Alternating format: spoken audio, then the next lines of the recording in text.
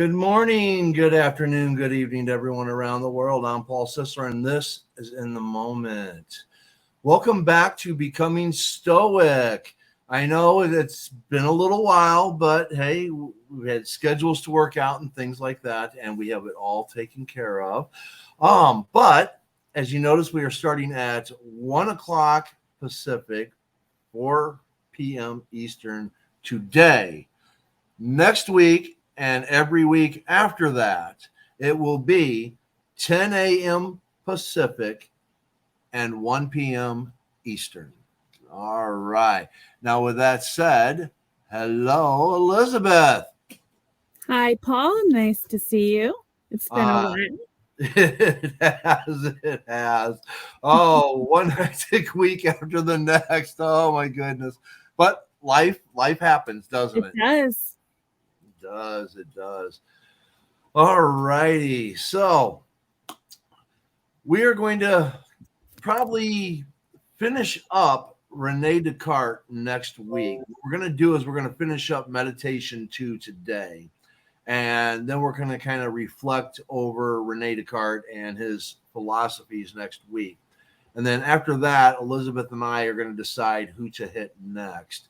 We're going to go more into the Stoic philosophers of old, the ancient ones, the ones that we all recognize. So with that said, how about we dive into it? I'm ready whenever you are. Okay, we're on Meditation 2, Section 8. We had just finished Section 7 and kind of discussing how inadequate and undecisive Rene was in Section 7. Section 8, in fact, I'm going to read Section 8, and then I'm just going to go right into Section 9. And what we're going to kind of do different this week than what we have done in the past is I'm going to read through the whole section, and then we're just going to simply debate it. Okay? Section 8. But what, then, am I? A thinking thing, it has been said. But what is a thinking thing?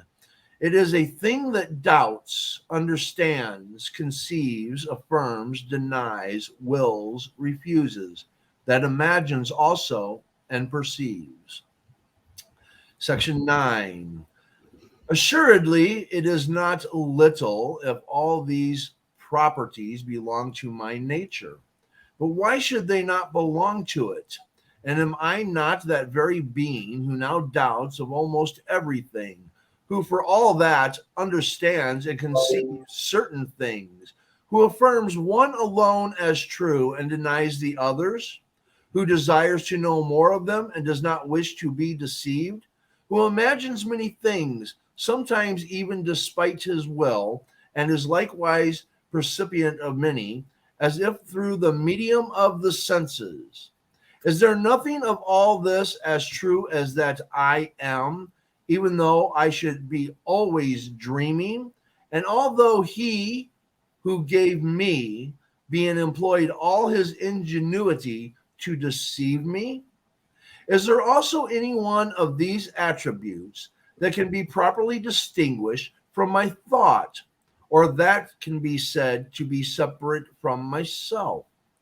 For it is of itself so evident that it is I who doubt, I who understand, and I who desire. That it is here unnecessary to add anything by way of rendering it more clear. And I am as certainly the same being who imagines. For although it may be, as I before supposed, that nothing I imagine is true, still the power of imagination does not cease really to exist in me and to form part of my thought. In fine, I am the same being who perceives, that is, who apprehends certain objects as by the organs of sense. Sense in truth, I see light, hear a noise, and feel heat. But it will be said that these presentations are false and that I am dreaming. Let it be so. At all events, it is certain that I seem to see light, hear a noise, and feel heat. This cannot be false. And this is what in me is properly called perceiving, which is nothing else than thinking.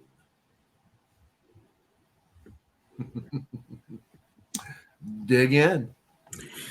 So, what I think that he's basically saying in a nutshell here is that these, no matter what state it is, these things are concrete, they're valid, they're true. All of the thinking, the perceiving, the senses, these are things by which he measures what's true. Yes, yes. And he again, this is where his I can't let go of religion aspect comes in also, because if it's an evil thing deceiving me, then, basically, why would it present all these falsehoods? Right. Whereas if you're truly going to look at it, it would have nothing to do with God. It would have strictly to do with self, that, hey, I can feel, I can see, I can smell, I can do all these things. So it doesn't really matter whether it's all real or not, as far as I'm concerned, because this is what I can do. This is what I sense. I am real. Right. And he acknowledges that these things are innate. These are by his nature. Right. And therefore true. Mm-hmm.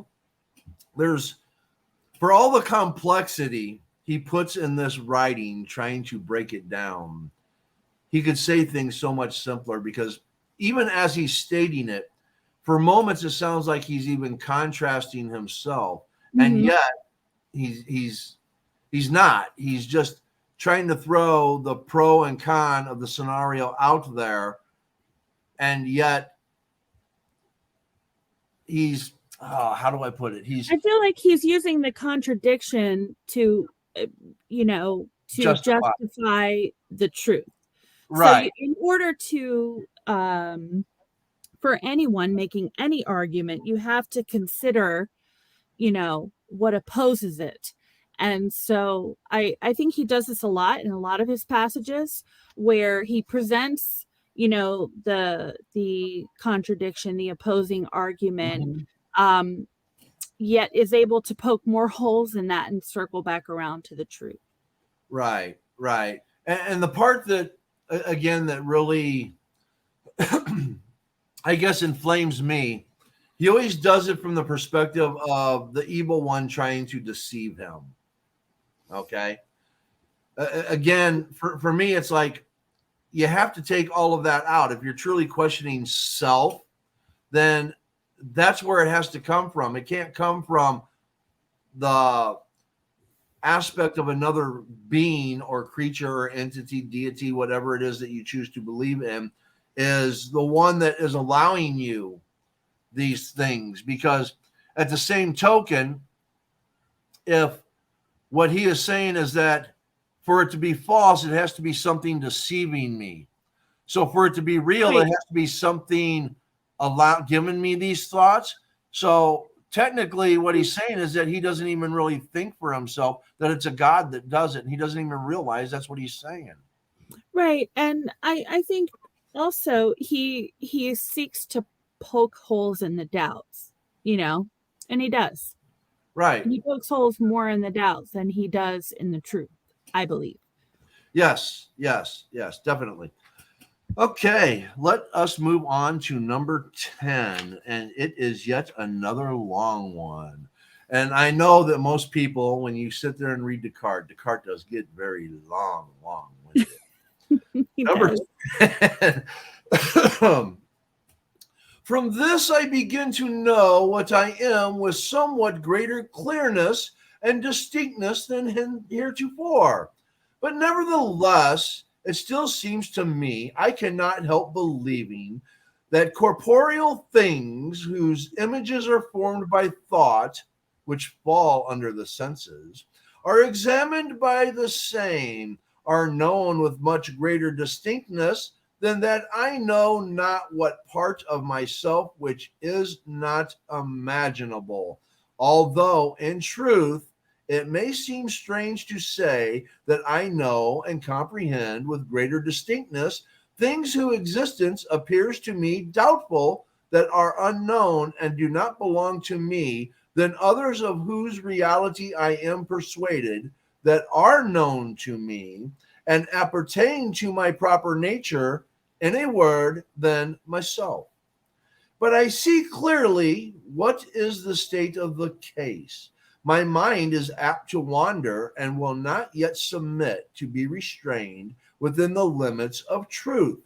Let us therefore leave the mind to itself once more, and according to it every kind of liberty, permit it to consider the objects that appear to it from without, in order that having afterward withdrawn it from these gently and opportunely, and fixed it on the consideration of its being and the properties it finds in itself, it may then be the more easily controlled. So here in this passage, what I see him, working through is that he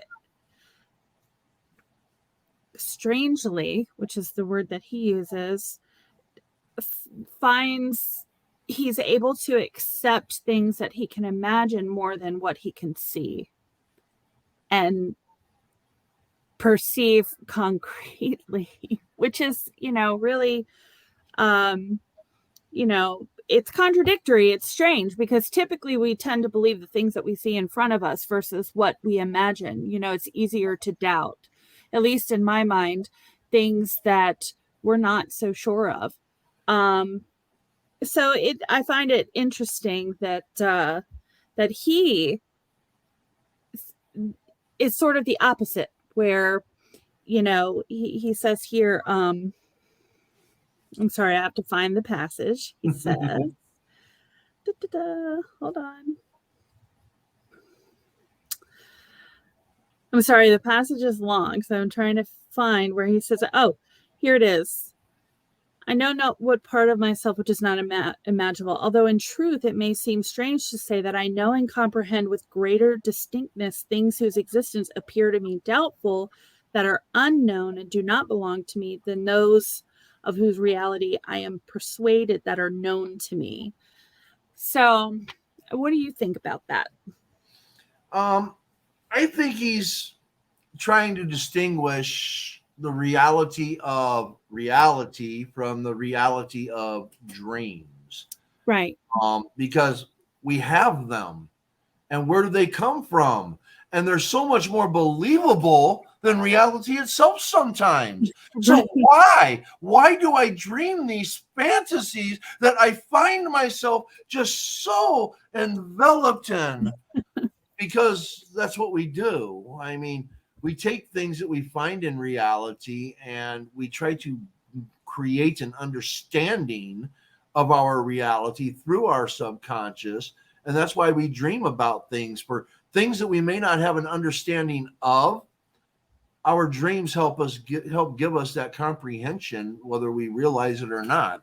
It's our subconscious speaking to the conscious mind. And I think he's having trouble with, I think in this day and age, that people that would fantasize about things that were not in the immediate world were perceived as maybe something of sorcery or witchcraft or something like that. So again, this is where the religious aspect comes back into, like, how can I control what comes into my head? Is it the devil giving me these thoughts? How do I know what's real and what's not? So I think religion plays a huge part in this dissection of the mind and thought process. And I think Descartes was actually having trouble separating the two. I think that's why he actually couldn't separate the two. Right. I agree. All right. Well, that was a pretty easy one. I'm sorry. For those that have not read into Rene Descartes, if you start grabbing any of the books of Rene Descartes, any of his studies and stuff, you're going to get about 4 pages in and you're going to go, okay, wait, what? All right, let me start over. And then you're going to read through it again and you're going to go, let me start over once again. And then it's going to be like, this guy is a nut. But but he brings some things forward, because you got to remember Rene Descartes was a mathematician. Okay. And he tries to correlate a lot of things to mathematics. Right. So when you get to this study of the mind, this is Rene Descartes trying to put it to numbers, because numbers are real. And is anything else? Inarguable. Yes, inarguable. Number 11. Let us now accordingly consider the objects that are commonly thought to be the most easily and likewise the most distinctly known, the bodies we touch and see. Not indeed bodies in general, for these general notions are usually somewhat more confused, but one body in particular. Take, for example, this piece of wax. It is quite fresh, having been but recently taken from the beehive. It has not yet lost the sweetness of the honey it contained. It still retains somewhat of the odor of the flowers from which it was gathered. Its color, figure, size are apparent. It is hard, cold, easily handled, and sounds when struck upon with the finger. In fine, all that contributes to make a body as distinctly known as possible is found in the one before us. But while I am speaking, let it be placed near the fire. What remained of the taste exhales, the smell evaporates, the color changes, its figure is destroyed, its size increases, it becomes liquid, it grows hot, it can hardly be handled, and although struck upon, it emits no sound. Does the same wax still remain after this change? It must be admitted that it does remain. No one doubts it or judges otherwise. But then, what then was it I knew with so much distinctness in a piece of wax? Assuredly, it could be nothing of all that I observed by means of the senses, since all the things that fell under taste, smell, sight, touch, and hearing are changed, and yet the same wax remains. So I think he's just taking tangible objects and just applying it to, what his thought process is. And it's sort of like metaphor. The wax is a metaphor for, the mind and existing, and it's still being true, even though dynamic.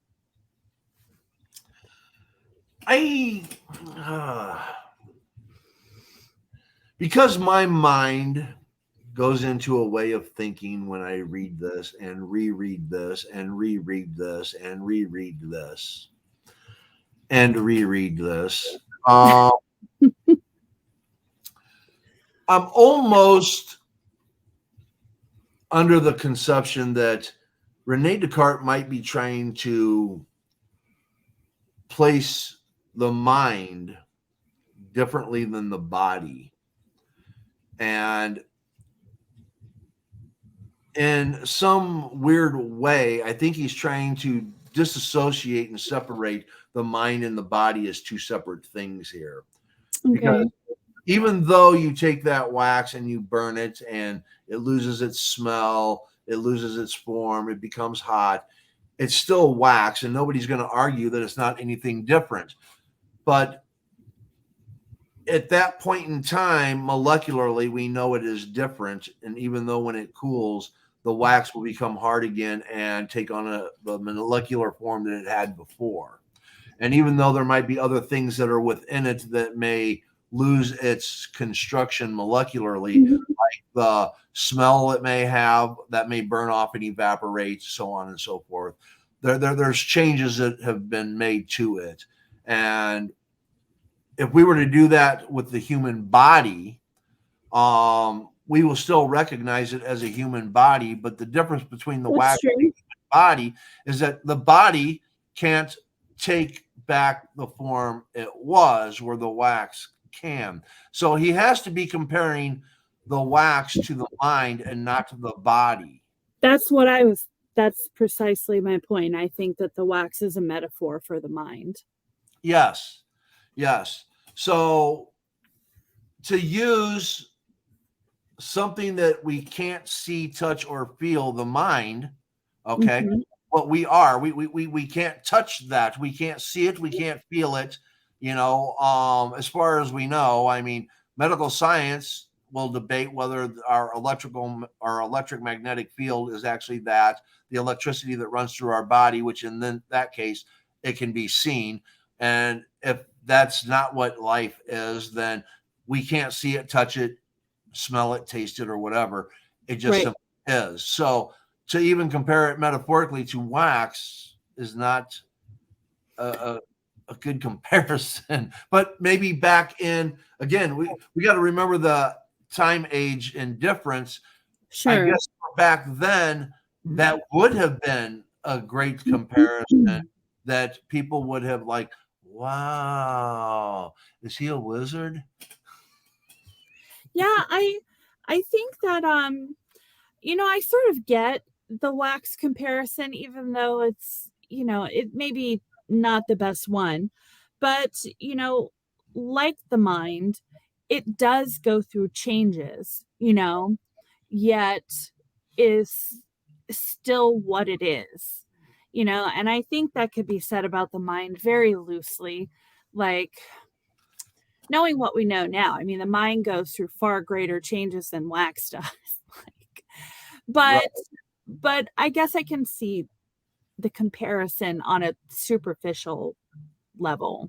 Well, here's where I see the only way I see it as a good comparison would be just the same as you could use clay. Okay. Because with wax, when you heat it up, you can mold it into anything that you want. You can make it into a ball. You can make it into a big old heart. You can, whatever you want with hot wax, you can pour it into any mold. Thus, you can mold it into something different. And then when you think of human beings in the aspect of education and learning and culture, determinism versus free will, whichever way you want to go there, we are also molded into who we become. Sure. So in that aspect, which I don't think he was making that comparison. I don't think so either. But that were the comparison you were using, then it would fit. Yeah, I agree. But it's not the best comparison, to be honest. I totally agree with you. But on that level, I can kind of see it. I think Rene Descartes kind of I mean, I'm sure there are plenty of people that really enjoy the writings and enjoy it, but it's too his comparisons and his mind is just sort of like all over the place here. And so his comparison, maybe at the time, like you said, with the age difference and the maybe it made a lot more sense back then. I'm not sure. Right. But again, this is one of the things that I actually like about Rene Descartes. I know all you Rene Descartes haters out there, you modernist haters out there. What I like about this, though, is I am a thinker and I like to think about things. I like to utilize my thought process and try to see how somebody else may see things. So if you're someone that likes to be a thinker, you're going to love Rene Descartes because Rene Descartes makes you think. He definitely makes you think. That's true. Yes. So that's what I do like about Descartes is that He makes you think, he makes you open your mind up, he makes you try to understand and comprehend the different alternatives to what is he actually thinking. It makes you brainstorm what was in this man's mind, you Yeah. know?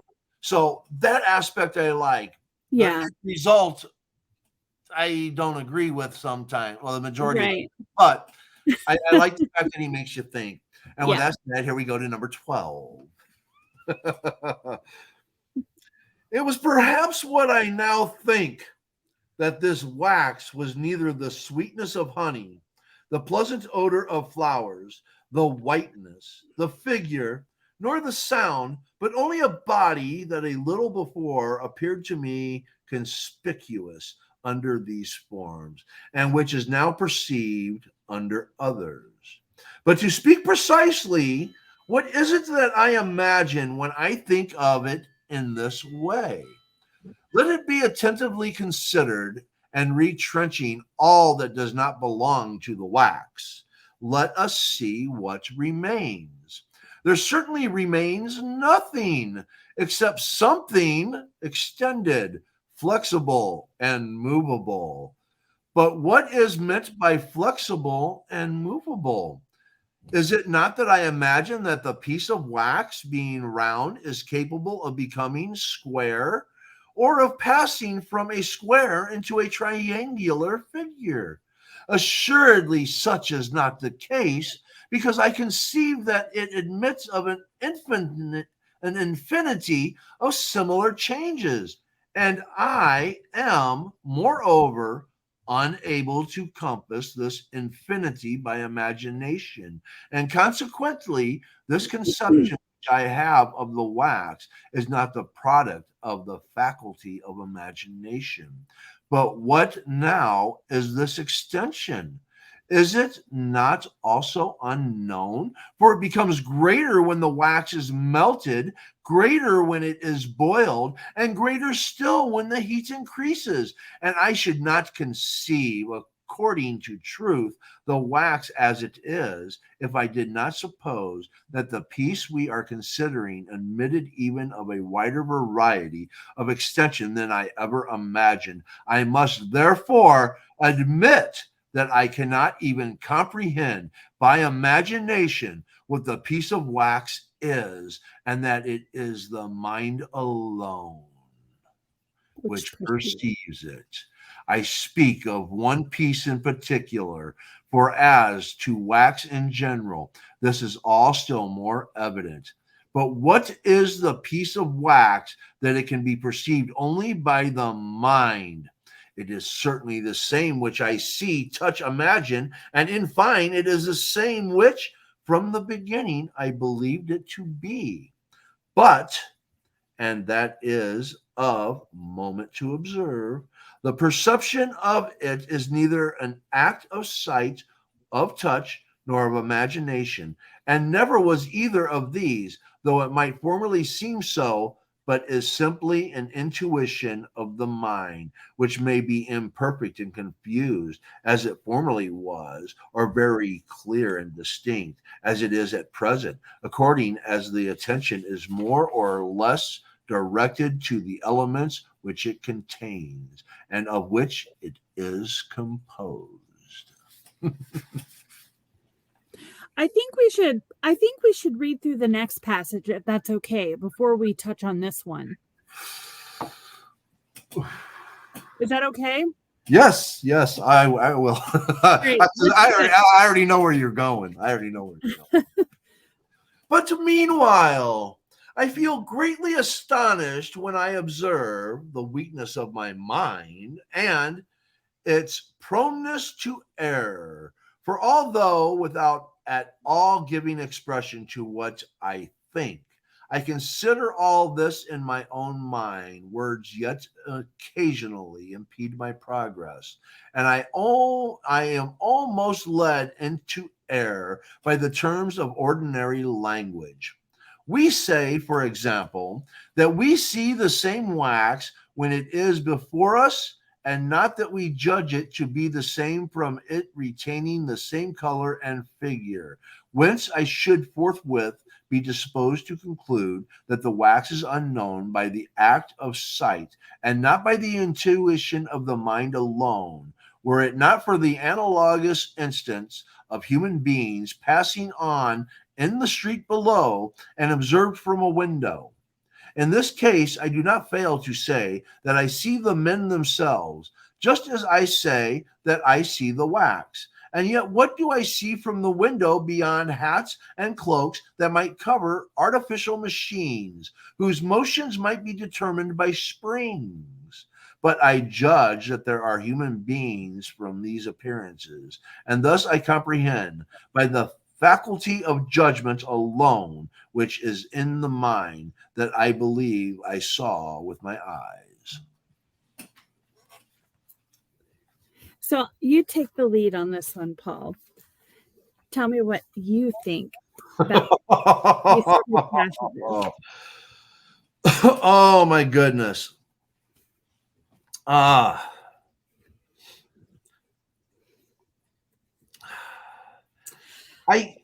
think that Rene Descartes is trying to figure out even though things can change,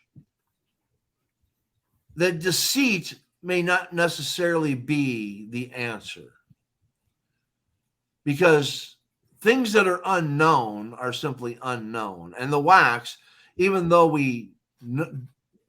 back then we don't know what it is, and yet it can change form, it can be molded into anything we want, so it can be anything of it, but yet it is wax. And then he makes the comparison to the bystanders on the streets, which could be machines and springs, and yet we recognize them as human beings because they're wearing clothes and they're walking, which that may soon change. Thank you, Elon Musk. But I think he's trying to decipher what we see at first glance versus the nature of things in its complexity. Right. I think he's finding error in his thinking here. Mm-hmm. I think that he's finding that how he's perceiving these things and how he's thinking of them are not entirely applicable. And, I think he is realizing that, his argument is not that sound by using the wax, demonstrably. Yes. And he's finding flaw with his argument in that comparison. Right. Oh, most definitely he's finding flaw. I mean, that goes without question. I mean, the fact that he brings in the example of the men walking on the street, Right. that they can be something other than men walking on the street, is showing that the comparison of even the wax to the men isn't even a comparison.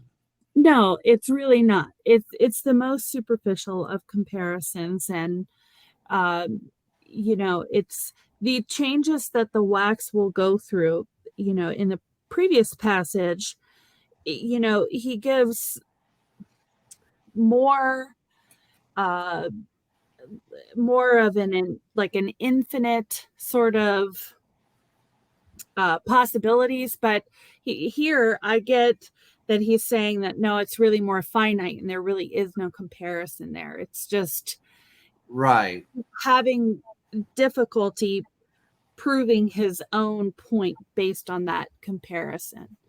Yes. And if you go to again, I forget it, the oppositions and the questions, and I can't even think of the name of it. This is one of the things that are I believe is actually brought up in that. If I recall correctly, I can't remember now, but it goes to show that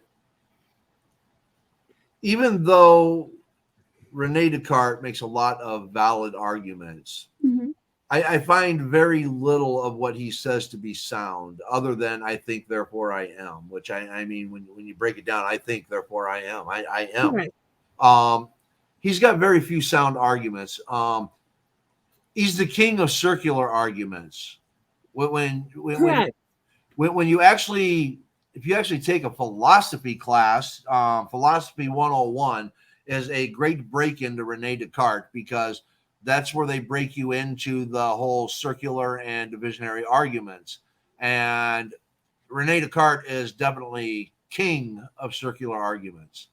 And we're seeing the circular argument that he makes from 12 through 13, or 11 through 13 here. Again, it's circular, and it fits the criteria. Each independent argument that he's making in relation to the wax are all valid arguments that contradict each argument that he is making. Thus, on a whole, it becomes a very circular argument. Right. I think the main point that he's getting to here, which he hasn't overtly stated, but what he's been sort of going on and about, is basically coming to the point that, the things that he sees and perceives are true, but through this example, he was able to conclude, or start to conclude, that really the deception, where the deception exists is between the eyes and the mind, because what you see is not always true. Sometimes it is in certain circumstances, depending on what it is that you're looking at. But when you look at people, what you see is a very glimpse on the outside, and you may see something or some aspect of something that just really isn't true. So I think what he's saying here is you can't always believe what you see. That's where the deception exists, between the eyes and the mind. Right. And if within his infinite wisdom, he could actually take it further with, even by what you see, don't judge what you see as to being what it is. It also comes into judgment, because somebody that's walking down the road wearing men's clothes and you presume it to be a man, it could actually be a woman, So, he doesn't even break into it in that depth that I feel like he actually should have, but he doesn't even go there. Right. And with Rene Descartes, he goes on to go further into some of these things, and you said it, judgment, and that's where he leaves off with this particular passage where he says, "But I judge that there are human beings from these appearances, and thus I comprehend by the faculty of judgment alone, which is in the mind, what I believed I saw with my eyes." Those two things don't always line up. Oftentimes they don't align. Right. All right, let's go to 14. The man who makes it his aim to rise to knowledge superior to the common ought to be ashamed to seek occasions of doubting from the vulgar forms of speech. Instead, therefore, of doing this, I shall proceed with the matter at hand and inquire whether I had a clearer and more perfect perception of the piece of wax when I first saw it, and when I thought I knew it, by means of the external sense itself, or at all events by the common sense, as it is called, that is, by the imaginative faculty, or whether I rather apprehend it more clearly at present, after having examined with greater care both what it is and in what it can be known. It would certainly be ridiculous to entertain any doubt on this point. For what in that first perception was there distinct? What did I perceive which any animal might not have perceived? But when I distinguished the wax from its exterior forms, and when, as if I had stripped it of its vestments, I consider it quite naked. It is certain, although some error may still be found in my judgment, that I cannot, nevertheless, thus apprehend it without possessing a human mind. So this just goes back to his initial statement about thinking and being and existing. And he touches upon what we just talked about, that there are a lot of things that we do see on the surface, but they're not the perception that we get from the initial viewpoint of something is not necessarily where we're going to end up, you know, and the things that we know to be true in that initial viewpoint, there may be some truths that remained, but also some other things that were false, and then other truths that we get from that that added knowledge. Right. And the conclusion of this one, number 14, is actually very, very simple. Mm-hmm. I perceive. To perceive, I must think. I think, therefore I am. Yes. Agreed. The fact that I am allows me the ability to perceive my surroundings. Yes. Whether it's through smell, taste, touch, feel, whatever. The exterior aspect of the separation of body and mind. The body, no matter by what my mind is able to do, the body has the ability to send messages to my mind and let me know that these things are here. Thus, I exist because I am able to think. I mean, it's and it took him 182 words to say that. But anyways, number 15. But finally, what shall I say of the mind itself? That is, of myself. For as yet I do not admit that I am anything but mind. What then? I who seem to possess so distinct an apprehension of the piece of wax, do I not know myself both with greater truth and certitude, and also much more directly and clearly? For if I judge that the wax exists because I see it, it assuredly follows much more evidently that I myself am or exist for the same reason. For it is possible that what I see may not in truth be wax, and that I do not even possess eyes with which to see anything. But it cannot be that when I see, or which comes to the same thing, when I think I see, I myself who think am nothing. So likewise, if I judge that the wax exists because I touch it, it will still also follow that I am. And if I determine that my imagination or any other cause, whatever it be, persuades me of the existence of the wax, I will still draw the same conclusion.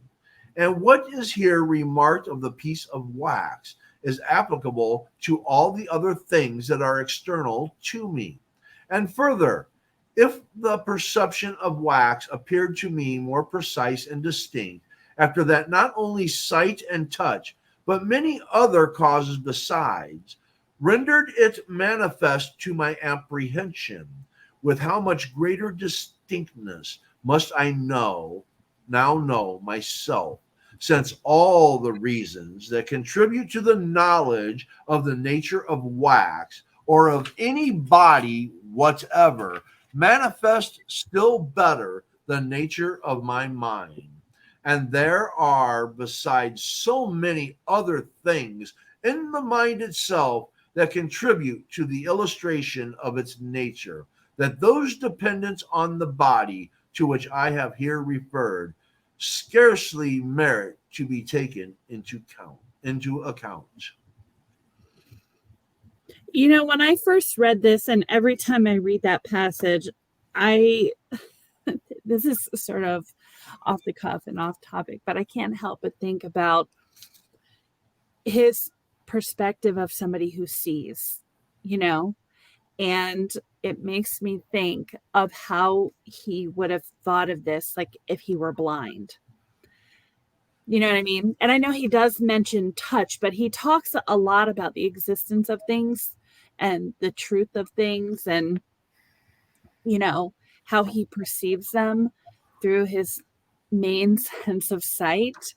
But this passage just makes me think, it makes me wonder if he considers, with the same kind of emphasis and authority on things that he can touch or with his other senses. A lot of it comes from what he perceives through the eyes and the mind. And I know this really has nothing to do with like what he's actually saying, but it just always strikes me.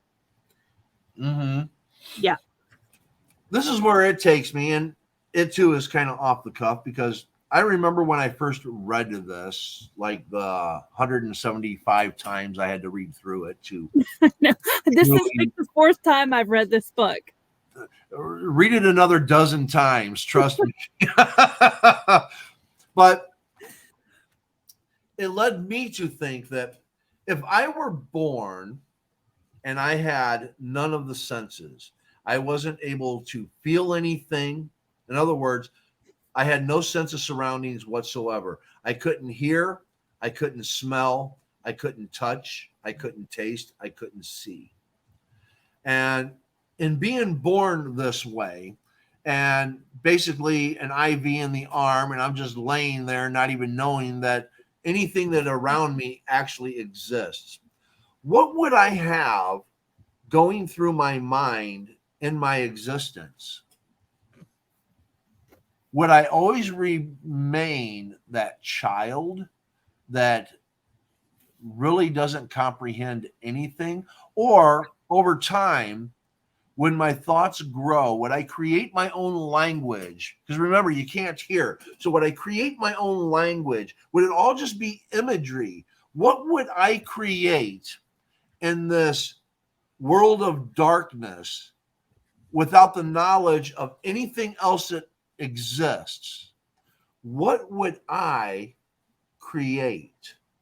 And imagine if they kept you alive for, say, like 80 years, what would you create in that 80 years? It,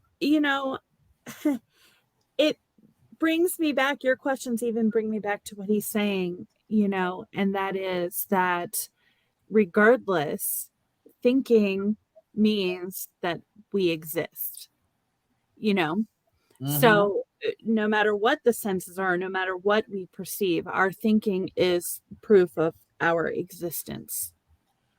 Right. But my point that I'm trying to get along with this, would I even think in those terms? How would I think? What would guide my thought process other than darkness?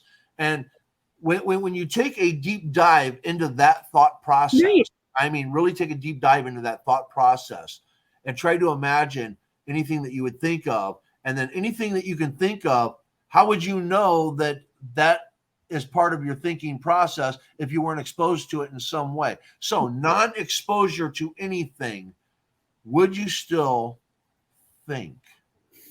Yeah, that's an interesting question. I don't know. I don't know.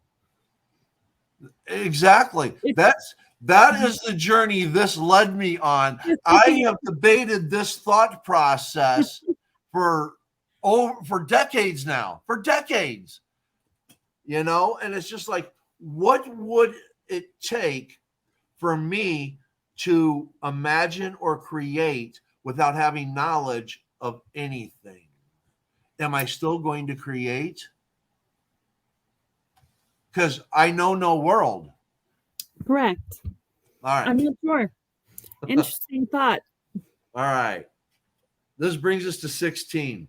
But in conclusion, I find I have insensibly reverted to the point I desired. For since it is now manifest to me that bodies themselves are not properly perceived by the senses, nor by the faculty of imagination, but by the intellect alone. And since they are not perceived because they are seen and touched, but only because they are understood or rightly comprehended by thought, I readily discover that there is nothing more easily or clearly apprehended than my own mind. But because it is difficult to rid oneself so promptly of an opinion to which one has been long accustomed, it will be desirable to tarry for some time at this stage, that by long continued meditation I may more deeply impress upon my memory this new knowledge.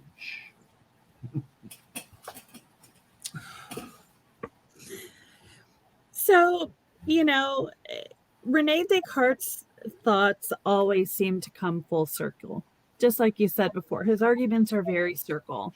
He starts at one point and he often ends at the same point. Yes. Which is pretty much what he's saying here. Which is what you said earlier as well. Yeah, I might as well start over because I got nowhere. And that's the thing about Rene Descartes, is he's a very circular philosopher. A philosopher nonetheless. Remember, if you ask questions about anything, you are a philosopher. Correct. So a Stoic, that takes a little more work, but it does. Yes. I see Bryce in the comments. I think, therefore, I ham Descartes on lunch. I think, therefore, I ham. Okay. You're making me hungry, Paul. All righty. Like I said, Rene Descartes is a good learning ground for anybody that truly wants to go in depth to on their journey to Stoicism. And the reason why Rene Descartes is so great is that one aspect that I brought up earlier. He makes you think. You definitely have to think critically when you're reading Rene Descartes. That's for sure. Yes. Because even though he was a great mathematician, his circular arguments lack a lot of foundation for sensibility in the end result, because the only realistic conclusion that Rene Descartes made, I think, in all of his philosophical writings, it's the one that everybody has heard. I think, therefore, I am. Yeah. Because the realism of I am here, I am doing things, I exist. To me, all these other thought processes that Rene Descartes goes through to try to exemplify what should I believe, what should I doubt. Should we have doubt? We should doubt a lot of things, but the things that we know, it's like right now I'm on StreamYard. Okay. I have the internet. Do I know how the internet actually works? Do I know the breakdown of how it works? StreamYard, do I know the breakdown of how it's possible that where you're at and where I'm at, and we can see each other and now talk to each other and have this conversation? Do I need to know how this all works? Do you? I don't. All I need to know is that when I turn it on, it's going to come on. And when I do my live show, it's going to be live. Right. Agreed. That's all I need to know. And when something goes wrong, there's somebody that I can call that can fix it. And I know that somebody will be able to potentially do something, though it may take a while. But I know eventually, I would hope that it would come back on, because if it doesn't, then that means there's something else bigger going on in the world that I probably don't want to know about. But, right. We don't want to know about that. I mean, we do, but we don't. All right. I think next week, if you can do this week, do a quick read through of the remaining meditations. I think we've probably heard enough of Rene Descartes. We will do we'll bring up some points in some of his other meditations. Highlight what you find to be the most relevant. One thing for maybe each one of the Sure. meditations that are left. And what we'll do is we will kind of examine those things. I'll do the same thing. I'll highlight a few myself, and we will just kind of cross-examine the thought process of what Rene Descartes tries to bring to light and whether he accomplishes that. And then the week after that, we will decide who we're going to go to from there. I mean, we got so many to choose from.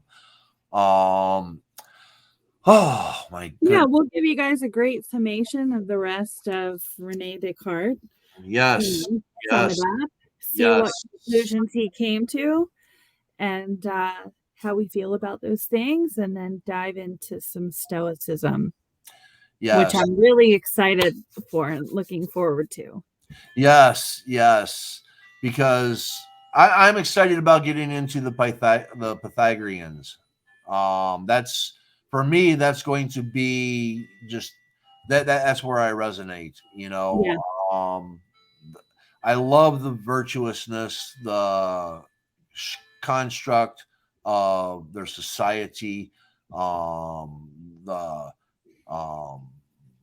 treatment of how everyone else, is supposed to be treating each other, and how we're supposed to truly, truly control our emotions. Yeah.